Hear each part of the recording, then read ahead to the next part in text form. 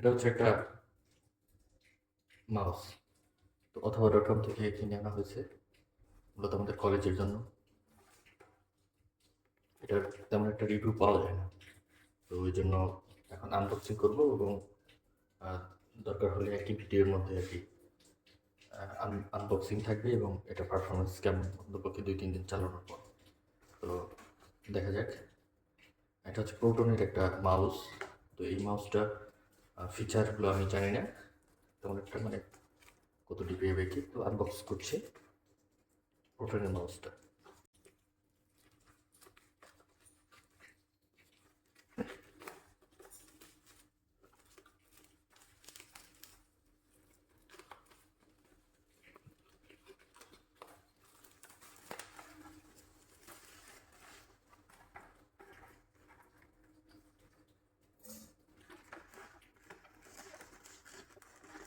তো অথবা .com-এ এটা দামটা বর্তমান দাম হচ্ছে 220 টাকা। সাইজটা নিয়ে একটা ভয় ছিলাম, তো সাইজটা মোটামুটি আছে ভালো,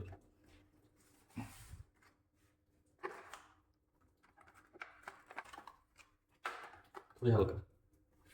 এবারে ফিলটা 220 টাকার ফিলের মতোই। অদ্ভুত ব্যাপার হচ্ছে একটা গন্ধ আসতেছে, মানে প্লাস্টিকের প্রোটন, এটা সম্ভবত আরএফএলের।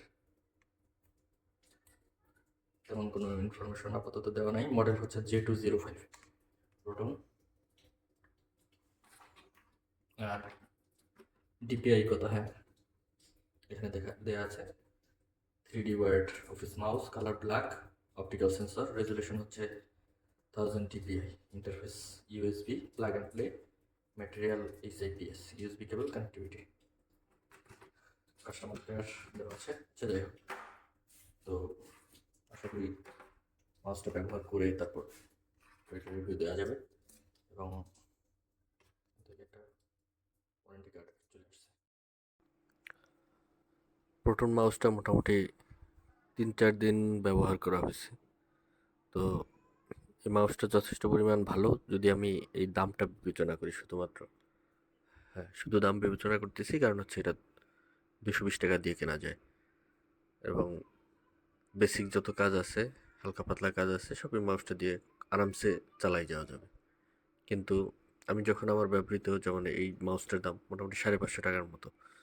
তো এই মাউসটার সাথে যখন তুলনা করি তখন স্মুথনেসে কিছুটা ঘাটতি পাওয়া যায়, কিন্তু আলাদাভাবে যখন ইউজ করা হয় তখন আসলে বোঝার সাধ্য নাই যে এটার মানে খুব একটা খারাপ পারফরমেন্স করতেছে। ধন্যবাদ সবাইকে।